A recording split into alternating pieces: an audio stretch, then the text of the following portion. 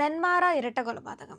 ഈ ചെന്താമര എന്ന പേരും ഇയാൾ അന്ന് ഈ നെന്മാറ ഇരട്ട കൊലപാതകവും ഒന്നും അങ്ങനെ പെട്ടെന്ന് മലയാളികൾക്ക് മറക്കാൻ പറ്റില്ല. അപ്പൊ അതില് ആ കേസ് എന്ന് പറഞ്ഞാല് അച്ഛനാണ് രണ്ടാമത് കൊല്ലപ്പെട്ടത്. അമ്മയെ കൊന്നു. അമ്മയെ കൊന്നതിന് ശേഷം പരോളിൽ ഇറങ്ങി. നമ്മുടെ ഒരു സർക്കാരിന്റെ ഒരു കെടുകാര്യസ്ഥത കൊണ്ടാണ് രണ്ടാമതൊരു കൊലപാതകം കൂടെ നടക്കുന്നത്. അപ്പൊ അതിനുശേഷം ഇയാളുടെ വിധി വരികയാണ്. എന്തായിരിക്കാം ഈ ഒരു കേസിൽ? അത് 15-ാം തീയതിയാണ് വരുന്നത്. അപ്പൊ ഇയാൾ പറഞ്ഞ കുറച്ച് കാര്യങ്ങളാണ്. ഞാൻ മാനസിക രോഗിയൊന്നുമല്ല. അപ്പൊ സൈക്കോളജിസ്റ്റ് കോടതിയിൽ കൊടുത്ത സ്റ്റേറ്റ്മെന്റ് ആണ് ഇയാൾക്ക് മാനസിക പ്രശ്നമില്ല എന്ന് പറഞ്ഞപ്പോൾ ഇയാൾ പറഞ്ഞാണ്, ഞാൻ മാനസിക രോഗിയൊന്നുമല്ല, ഞാൻ നിങ്ങളോട് പറഞ്ഞു മാനസിക രോഗിയാണെന്ന്. വേണമെങ്കിൽ എന്നെ തൂക്കിക്കൊന്നു, അല്ലെങ്കിൽ ഞാൻ പുറത്തിറങ്ങി കഴിഞ്ഞാൽ ഇനിയും ഞാൻ കൊല്ലും. ഇത് ഞാൻ ഗാന്ധിജി ഒന്നുമല്ല ഒരു ചെകിട് അടി കിട്ടിക്കഴിഞ്ഞാൽ അടുത്ത ചെകിട് കാണിച്ചു കൊടുക്കാൻ. അപ്പോൾ ആ എന്നെ ആരൊക്കെ തടഞ്ഞിട്ടുണ്ടോ അല്ലെങ്കിൽ എനിക്ക് ആരോടൊക്കെ ദേഷ്യമുണ്ട് എല്ലാവരെയും ഞാൻ തീർക്കും. അല്ല, ഇയാൾക്ക് ദേഷ്യം വരാൻ എന്താ കാരണം? ചുമ്മാ റോഡിൽ കൂടെ പോണവരെ എല്ലാവരെയും ആക്ഷേപിച്ചും അധിക്ഷേപിച്ചും നടക്കുന്ന ഒരു മനുഷ്യനാണെന്നാണ് നമ്മൾ മനസ്സിലാക്കുന്നത്, അല്ലേ? നമ്മളുടെ നീതിന്യായ വ്യവസ്ഥയെക്കുറിച്ച് നമ്മൾ ചിന്തിക്കേണ്ട സമയം കഴിഞ്ഞു കേട്ടോ. എത്രയോ വർഷങ്ങൾ മുമ്പ് ഉണ്ടാക്കിയിരിക്കുന്നതാണ്. ഒരു ജീവപര്യന്തരം തടവെന്ന് പറഞ്ഞാൽ നമ്മൾ എന്താ ഉദ്ദേശിക്കുന്നത്? മരിക്കുന്നത് വരെ ജയിലിൽ കിടക്കുക എന്നാണ് ഉദ്ദേശിക്കുന്നത്. അപ്പം അത് പോയിട്ട് 14 വർഷമൊക്കെ ആയിട്ട് കുറച്ച്, അതാണ് ഒരു ജീവൻ്റെ 10 വർഷമാണ് പറയുന്നത്, ഒരു തലമുറ മാറ്റം എന്ന് പറയുന്നത്. ഒരു തലമുറ മാറ്റുമ്പോൾ ഇവരെ പുറത്തിറക്കാമെന്നാണോ?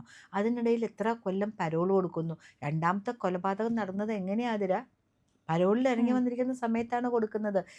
ഈ ഗവൺമെൻറ്റിന് അല്ലെങ്കിൽ ഉദ്യോഗസ്ഥന്മാർക്ക് ആർക്കൊക്കെ പരോൾ കൊടുക്കാം, ആരൊക്കെ സമൂഹത്തിന് ഭീഷണിയല്ലാത്ത തടവ് പുള്ളികളുണ്ടെന്നൊന്നും മനസ്സിലാക്കാനുള്ള ഒരു കർമ്മപദ്ധതി അവർക്കില്ലേ? ഇതിൻ്റെ ഉള്ളിലത്തെ ജയിലിൻ്റെ ഉള്ളിൽ തന്നെ മാനസികാരോഗ്യ വിദഗ്ധരുണ്ടല്ലോ. അവരിവരെ ശരിക്കും സ്റ്റഡി ചെയ്യുന്നില്ലേ?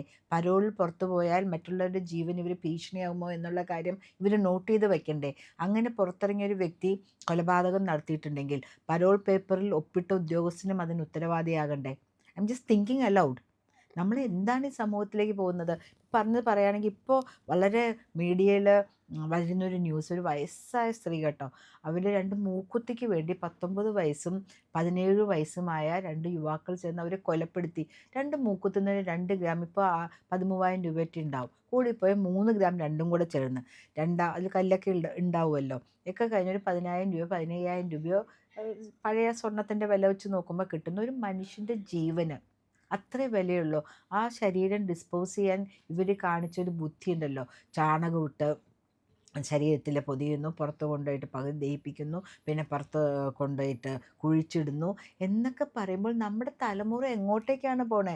നമ്മുടെ ഇവിടുത്തെ ജനങ്ങൾ, ചെന്താമര പറഞ്ഞ പോലെ ഞാൻ ഗാന്ധിജി അല്ല എന്ന് പറഞ്ഞു, മാനസിക വിഭ്രാന്തിയുള്ള ജനങ്ങളെ കയറൂരി വിട്ടിരിക്കുന്ന ഒരു സംസ്ഥാനമായി മാറിയിരിക്കുകയാണോ കേരളം? പണ്ട് വിവേകാനന്ദൻ പറഞ്ഞിട്ടുണ്ടല്ലോ, കേരളം ഒരു ഭ്രാന്താലയമാണെന്ന്. അത് ശരിയാണെന്ന് നമുക്ക് തോന്നുന്ന പോലെയുള്ള കാര്യങ്ങളാണ് ഇപ്പോൾ നടക്കുന്നത്. കൊച്ചു പെൺകുട്ടികളെ ഉപദ്രവിക്കുക, അവരുടെ നഗ്ന ചിത്രങ്ങൾ വിൽപ്പനയ്ക്ക് വയ്ക്കുക, അതുപോലെ തന്നെ ഈ പറയുന്ന പോലെ കൊച്ചു ആൺകുട്ടികൾ മദ്യത്തിനും അല്ലെങ്കിൽ ലഹരിക്കും വേണ്ടി പ്രായമായ ആൾക്കാരെ കൊന്നു നമുക്ക് ചിന്തിക്കാൻ പോലും പറ്റാത്ത തരത്തിൽ ശവശരീരങ്ങൾ ഡിസ്പോസ് ചെയ്യുക. ചെന്താമരയെ പോലുള്ള ആളുകൾ വന്ന് പറയുക, ഞാൻ ഗാന്ധിജിയല്ല, എന്നെ പുറത്തിറങ്ങിയാൽ ഞാൻ ഇനിയും കൊല്ലും എന്ന് പറയുക, അല്ലെങ്കിൽ നിങ്ങൾ എന്നെ തൂക്കിക്കൊന്നു, ഐ ഡോണ്ട് കെയർ എന്ന് പറയുക.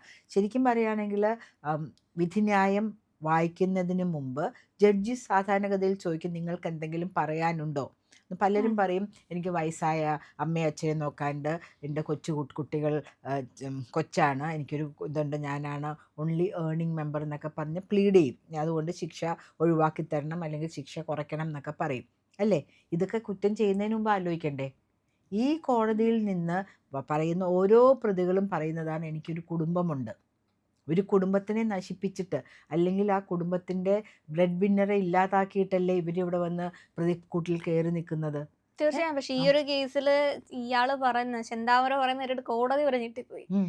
എന്നെ എന്താ നിങ്ങളിങ്ങനെ വെറുതെ എങ്ങാനും വിടുകയാണെങ്കിൽ എന്ന് വെച്ചാൽ ഒരു 5 വർഷം മതി. ഇപ്പൊ ഉം. 10-20 വർഷം അകത്ത് കിടന്നിട്ട് ഞാൻ പുറത്തെങ്ങാനും വന്നു കഴിഞ്ഞാൽ ഉം. ഞാൻ ഇനിയും കൊല്ലും. കൊല്ലും. നിങ്ങൾക്ക് വേണമെങ്കിൽ എന്നെ തൂക്കിക്കൊന്നോന്ന് ഉം. അങ്ങോട്ട് പ്രതി പറയുകയാണ്. അപ്പം അങ്ങനെയുള്ള കാര്യങ്ങളിൽ നമ്മൾ തൂക്കിക്കൊല്ലുന്നതിനെക്കുറിച്ച് ഒരു ഭിന്ന അഭിപ്രായമുള്ള ഒരു വ്യക്തിയാണ് ഞാൻ.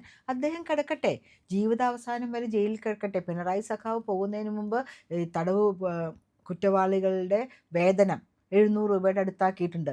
നല്ലൊരു കോടീശ്വരനായിട്ട് അദ്ദേഹം മരിക്കട്ടെ എന്നേ. അവിടെ കിടന്ന് ജോലി ചെയ്ത് കോടീശ്വരനായി മരിക്കട്ടെ. മരിച്ചു കഴിയുമ്പോൾ ബാക്കി വരുന്ന രൂപ ഇതുപോലെ ഇദ്ദേഹം ദ്രോഹിച്ച ആ കുടുംബത്തിൻ്റെ അച്ഛനും അമ്മയും നഷ്ടപ്പെട്ട പെൺകുട്ടികൾക്ക് കിട്ടട്ടെ. അപ്പോഴേക്കും പെൺകുട്ടികളും കുറച്ച് നല്ല പ്രായത്തിലായിട്ടുണ്ടാവും. അല്ലെങ്കിൽ ഇദ്ദേഹം ഏൺ ചെയ്യുന്ന ഓരോ പൈസയും ഈ പെൺകുട്ടികൾക്ക് മാസം തോറും എത്തിച്ചു കൊടുക്കാനൊരു നിയമം വയ്ക്കട്ടേന്നേ. ഇപ്പം നമ്മൾ കണ്ടല്ലോ, ഒരു ഫോറിൻ കൺട്രീസിലൊക്കെ ഉണ്ട്, പല സ്ഥലങ്ങളിലും പോയി ജോലി ചെയ്യുക, ആശുപത്രി അങ്ങനെയുള്ള സ്ഥലങ്ങളിൽ 2-3 ദിവസം നല്ല നടപ്പ് ശിക്ഷ. ഈ ഇടയ്ക്ക് നമ്മൾ കണ്ടു കേരളത്തിൽ തന്നെ ഒരു ദിവസം ഒരു MLA ഉൾപ്പെടെയുള്ളവരെ ഒരു ദിവസം നിൽക്കാനായിട്ട് കോടതി പിരിയും വരെ അവിടെ തന്നെ നിർത്തി. എന്നിട്ട് അങ്ങനെ ഒരു ശിക്ഷ കൊടുത്തു. അതുപോലെ നമുക്കും ഒരു സെൻട്രൽ ഗവൺമെൻറ്റിനോട് നമുക്ക് ഒരു അപേക്ഷ വയ്ക്കാം. ഇങ്ങനെയുള്ള ആളുകൾ ഏൺ ചെയ്യുന്ന പൈസ ഇവർ മൂലം ദുഃഖമനുഭവിക്കുന്ന കുടുംബത്തിലേക്ക് മാസം തോറും അയച്ചു കൊടുക്കണം എന്നൊരു നിയമത്തിലൊരു ഇതുണ്ടാക്കട്ടേന്നേ, ക്ലോസ് അവർ ആഡ് ചെയ്യട്ടെ. ശരിയല്ലേ? എന്നാലേ ഇവരുടെ ജീവിതത്തിന് ഇതുള്ളൂ. അല്ലെങ്കിൽ നമ്മളുടെ സാധാരണക്കാർക്ക് പോലും ഇത്രയും രൂപ കിട്ടുന്നില്ല. അല്ല, തീർച്ചയായും ഇയാളുടെ ഒരു കേസ് എടുത്ത് നോക്കുകയാണെങ്കിൽ ഇയാളെ പോലീസിന് പേടിയായിരുന്നു. ഉം. ഇപ്പൊ കോടതിയെ പോലും വെറുപ്പിക്കുന്ന രീതിയിലേക്കൊരു പ്രതി മാറപ്പെടുകയാണ്. വെറുപ്പിക്കുന്നതല്ല മോളെ, ഐ ഡോണ്ട് കെയർ. നിങ്ങൾക്ക് എന്ത് ചെയ്യാൻ പറ്റും? ഒരാൾ പറയും എന്നെ കൊന്നോളൂ എന്ന് പറഞ്ഞാൽ പിന്നെ എന്ത് പറഞ്ഞിട്ടാണ് കോടതിക്ക് ഇതാക്കുന്നത്? കോടതിയെ ചാലഞ്ച് ചെയ്യല്ലേ ചെയ്യുന്നത്? കോടതിയുടെ അധികാരത്തിന് ഏറ്റവും വലിയ അധികാരമാണ് തൂക്കിക്കൊല്ലാൻ വിധിക്കുക എന്നുള്ളത്. രാഷ്ട്രപതിക്ക് വരെ നമ്മൾ പോയിട്ട് അപ്പീൽ കൊടുക്കും ജീവന് വേണ്ടിയിട്ടല്ലേ. നമുക്കറിയാം ഈ ലോകത്തെ കാര്യങ്ങൾ. പുറം ലോകത്തേക്ക്, അതായത് നമ്മൾ പറയുന്ന പോലെ സ്വർഗത്തിലേക്കോ നരകത്തിലേക്കോ പോകുമ്പോൾ എന്താണെന്ന് നമുക്ക് അറിയുന്നില്ല. അപ്പം അങ്ങനെ പറയുമ്പോൾ ആ വ്യക്തി പറയാണ് എന്നെ കൊന്നോളൂ. അത്രയല്ലേ മാക്സിമം ചെയ്യാൻ അല്ല, പറ്റുന്ന തീർച്ചയായും പണിഷ്മെന്റ്. ഇയാൾക്ക് അത് കിട്ടുവാണെങ്കിൽ, ജീവപര്യന്തം തന്നെ ആജീവനാന്തം ഒക്കെ കിടക്കുവാണെങ്കിൽ കുഴപ്പമില്ല. അല്ലെങ്കിൽ ജീവപര്യന്തം എന്നൊക്കെ വന്നു കഴിഞ്ഞാല് ഈ കുഞ്ഞുങ്ങൾ ഇത് ഭയന്നായിരിക്കത്തില്ലേ ജീവിക്കുന്നത്? തീർച്ചയായിട്ടും ആ കുട്ടികൾ ഇപ്പം 30 വയസ്സുകളിലേ ഉണ്ടാവുള്ളൂ. 14 വർഷം കഴിഞ്ഞ് ഇയാൾ 30 ഇല്ല, പുറത്തിറങ്ങുമ്പോൾ ഭയങ്കര ചെറുതാ, ചെറിയ മക്കളാ, അധികം അല്ല 14 പ്രായമൊന്നുമില്ല. വർഷം 16 ആ വർഷം കഴിഞ്ഞ് ഇയാൾ ഇറങ്ങുമ്പോഴേക്കും അവർക്ക് അത്രയും ആ വയസ്സല്ലേ ആയിട്ടുണ്ടാവുള്ളൂ. ഒരു കുടുംബജീവിതമൊക്കെ തുടങ്ങിയിട്ടേ ഉണ്ടാവുള്ളൂ. ആ സമയത്ത് ഇയാൾ പുറത്തേക്ക് വരുമ്പോൾ ഈ കുട്ടികൾ മാത്രമല്ല, ആ നാട്ടിലെ ആർക്ക് വേണമെങ്കിലും അത് ഇയാളുടെ അയാള് പറയുന്നുണ്ട്, അയാൾക്ക് കത്തിക്കരിയാകാം. ദേഷ്യമുള്ള എല്ലാവരും അയാൾ ദേഷ്യമല്ല കൊല്ലുന്നു. എല്ലാവരും കൊല്ലാനായിട്ട് ഇയാൾ ആരാ? ഇയാൾ ആരെങ്കിലും തുറന്നു വിട്ടിരിക്കുന്നു? അപ്പം ഞാൻ പറയുകയാണെങ്കിൽ ഈ ജീവപര്യന്തരം എന്ന് പറഞ്ഞാൽ 2 ജീവപര്യന്തരം 3 ജീവപര്യന്തരം എല്ലാം കൂടി ഒരുമിച്ച് അനുഭവിച്ചാൽ മതി എന്നൊക്കെ വിധിന്യായങ്ങൾ നമ്മൾ കണ്ടിട്ടുണ്ട്. ഞാനൊരു ലോയർ അല്ല, അഡ്വക്കേറ്റ് അല്ല, so I do not know. എന്നാലും ഞാൻ പറയുന്നു, ഇങ്ങേരുടെ ജീവപര്യന്തരം എന്ന് പറയുന്നത് ജീവപര്യന്തരം തന്നെയാക്കണം. പ്രത്യേകിച്ചും അദ്ദേഹം ചാലഞ്ച് ചെയ്തിരിക്കുന്നു. അദ്ദേഹം ഓരോ ദിവസവും കൗണ്ട് ചെയ്തിട്ടേക്ക് ഇത്ര അതെ. ദിവസം കഴിഞ്ഞ് ഞാൻ പുറത്തിറങ്ങി ഇത്ര പേരെ ഞാൻ കൊല്ലും, എന്നെ മുമ്പിൽ വന്ന് നിൽക്കാൻ ആൾക്ക് ധൈര്യം ഉണ്ടെന്നൊക്കെ പറഞ്ഞ് വളരെ വളരെ സ്വയം ശാക്തീകരിച്ചായിരിക്കും അദ്ദേഹം പുറത്തേക്ക് ഇറങ്ങുന്നത്. പുറത്തേക്ക് ഇറങ്ങി കിട്ടുന്ന ആളെ തന്നെ അയാൾ കൊല്ലാൻ നോക്കിയാലോ, കൊന്നാലോ അല്ലേ?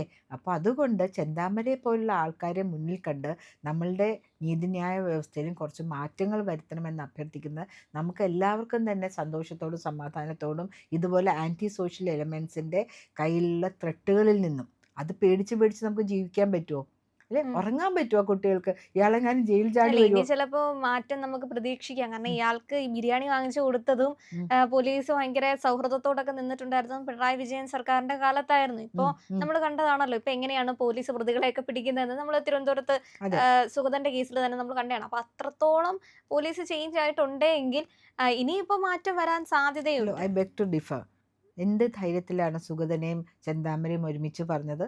അല്ല, ആ ആ ഒരു എന്ത് കേസിൽ എന്ത് പോലും ആ കേസ് ഈസ് ഡിഫറെന്റ്. അത് ഇവര് അഹങ്കാരം കാണിച്ചതാണ്. ആ പോലീസ് ഓഫീസേഴ്സ് ഇങ്ങനെയാണ് ഒരു ജനപ്രതിനിധിയെ വന്ന് പിടിക്കുന്നത്. Please come to the police station എന്ന് പറഞ്ഞാൽ അദ്ദേഹം അവിടെ ചെല്ലുമല്ലോ. ഇവരെന്തൊക്കെ സാഹസമാണ് കാണിച്ചത്? ആ കാണിച്ച സാഹസത്തിന്റെ പകുതിയുടെ പകുതി ശ്രീ ചെന്താമരയുടെ ഇതിൽ കാണിച്ചിട്ടുണ്ടോ? അതെ, ഇല്ലല്ലോ, തീർച്ചയായിട്ടും ഇല്ലല്ലോ. അപ്പം നമ്മൾ അങ്ങനത്തെ അയാളെ ഒരു പിടിക്കാൻ പോലും ഒന്നും പറ്റിയില്ല. അയാള് ആ എങ്ങോട്ടോ ഓടിപ്പോയി, ഏതോ അതെ കാട്ടിൽ പോയി. ആ അന്ന് രാത്രി പാതിരാത്രിയില് ആ സമയത്ത് നാട്ടുകാർ എല്ലാവരും കൂടെ ചേർന്നിട്ടൊക്കെയാണ് ഇയാളെ പിടിക്കുന്നത്. നാട്ടുകാർക്കുള്ള വിവരവും വിദ്യാഭ്യാസവും അല്ലെങ്കിൽ ശക്തി പോലും ഇന്നത്തെ നമ്മുടെ സേനയ്ക്കില്ല എന്ന് നമ്മൾ മനസ്സിലാക്കണം. ഒരാവശ്യവും ഒരു ബഹളവും കാണിക്കേണ്ടാത്ത സ്ഥലത്ത് ബഹളം കാണിക്കുക, ടെററൈസ് ചെയ്ത് പിടിക്കുക. എന്നാൽ ഏറ്റവും കൂടുതൽ ക്രിമിനലായ ഒരാളെ പിടിക്കാൻ നാട്ടുകാർ ചേർന്ന് ഇതാക്കുക, അതെവിടെയെങ്കിലും കേട്ടിട്ടുണ്ടോ? അതെന്താ നമ്മുടെ പോലീസ് സേന ഇങ്ങനെ പെരുമാറുന്നത്? സോ ഇതെല്ലാം നമ്മൾ എക്സ്പെക്റ്റ് ചെയ്യുന്നത് ശ്രീ രമേശ് ചെന്നിത്തല ചെയ്യേണ്ട കാര്യം എന്താണെന്ന് വെച്ചാൽ പ്രതികളെ പ്രതികളായിട്ട് തന്നെ കണക്കാക്കുക, എന്നാൽ ജനപ്രതിനിധികളെ പ്രതികളായി കാണാണ്ടിരിക്കുക. ഈ ചെന്താമരയുടെ കാര്യം പറയുകയാണെങ്കിൽ നമുക്ക് പറയാനുള്ളത് ഇദ്ദേഹത്തെ യാതൊരു കാരണവശാലും പുറത്തേക്ക് ഇറങ്ങി വിടരുത്. ആ പെൺകുട്ടികൾക്ക് മാത്രമല്ല എല്ലാവർക്കും തന്നെ ഒരു ജീവനും ഭീഷണി, എല്ലാവരുടെ ഭീഷണിയായിരിക്കും. ജീവനും ഒരു ഭീഷണിയാണ്. ഉറങ്ങാൻ പറ്റാത്ത ദിനങ്ങളായിരിക്കും. ഇദ്ദേഹം ജയിലിലാണെങ്കിൽ പോലും എപ്പോൾ വേണമെങ്കിലും ചാടി വരാമല്ലോ. ആസ് വി ഹാവ് സീൻ, പോലീസുകാർ തന്നെ വളരെ പാലിയാണ് അല്ലേ? എപ്പോഴാണ് പരോൾ കിട്ടണമെന്ന് നമുക്കറിയില്ല. അല്ലെങ്കിൽ ഇങ്ങനൊരു കേസിൽ ഒരു ട്രയലിൽ കിടക്കുന്ന ഒരു കൊലപാതക കേസിലെ പ്രതിക്ക് പരോൾ കൊടുക്കുക എന്ന് പറയുന്നത് തന്നെ തെറ്റല്ലേ? അതുകൊണ്ട് നഷ്ടപ്പെട്ടത് ഒരു കുടുംബത്തിൻ്റെ നാഥനാണ്, ആ പെൺകുട്ടികൾക്ക് അച്ഛനാണ്. അവരിനി ആ സമൂഹം എങ്ങനെ നോക്കും അല്ലേ? ആ 2 കൊച്ചു പെൺകുട്ടികളൊന്ന് പേടിച്ച് വരച്ചാൽ നമ്മൾ കാണുന്നുണ്ടായിരുന്നു ടി വിയിലൊക്കെ. എങ്ങനെയാണ് ജീവിതം മുന്നോട്ട് കൊണ്ടുപോവുക? അതുകൊണ്ട് ചെന്താമര പറഞ്ഞതുപോലെ അദ്ദേഹത്തിൻ്റെ ഭീഷണി വളരെ സീരിയസ് ആയിട്ട് എടുക്കണം. അദ്ദേഹത്തിന് അർഹിക്കുന്ന ഏറ്റവും വലിയ ശിക്ഷ തന്നെ നൽകണം എന്ന് വിനീതമായിട്ട് അഭ്യർത്ഥിക്കുകയാണ്. പ്രിയമുള്ളവരെ, നമ്മുടെ ചാനൽ ഒരുപാട് പേർ കാണുന്നുണ്ട്. കാണുന്നവരോടെല്ലാം നമുക്ക് വലിയ സ്നേഹവുമുണ്ട്. അവരൊക്കെ നമ്മുടെ ചാനലിനെ കുറിച്ച് ഒരുപാട് പേരോട് പറയുന്നുമുണ്ട്. പക്ഷേ ഒരു കാര്യം, നമ്മൾ കാണുന്നവരുടെ എണ്ണം അനുസരിച്ച് ചാനലിൻ്റെ സബ്സ്ക്രിപ്ഷൻ കൂടുന്നില്ല. എന്താ കാര്യം എന്നറിയാമോ? നമ്മൾ കണ്ടിട്ട് അങ്ങ് പെട്ടെന്ന് തിരിച്ചു പോവുക. പക്ഷെ കണ്ടതിന് ശേഷം ഒരു നിമിഷം നിൽക്കുക. നമ്മുടെ ചാനലിൻ്റെ IND എന്ന് പറയുന്ന ലോഗോ ഇല്ലേ, അവിടെ ഒന്ന് വിരലമർത്തിയാൽ ചാനലിൻ്റെ ഫീഡ് തുറന്നു വരും. അവിടെ സബ്സ്ക്രൈബ് എന്നൊരു നീല നിറത്തിലുള്ള ബാറുണ്ട്. അവിടെ ജസ്റ്റ് ഒന്ന് തൊടുക. തൊട്ടടുത്തൊരു മണിയുടെ ചിത്രമുണ്ട്, ബെല്ലൈക്കൺ. അവിടെ ഒന്ന് തൊട്ടാൽ നിങ്ങൾക്ക് നമ്മുടെ എല്ലാ വീഡിയോകളും കാണാനുള്ള നോട്ടിഫിക്കേഷൻ കിട്ടും. മാത്രമല്ല ചാനലിൻ്റെ ഒരു സബ്സ്ക്രൈബറായി മാറുകയും ചെയ്യും. അത് ഞങ്ങൾക്ക് വലിയ സഹായമായിരിക്കും. ഉറപ്പായിട്ടും അത് ചെയ്തിട്ടില്ല എങ്കിൽ ഇപ്പോൾ തന്നെ ഒന്ന് ചെയ്യണേ.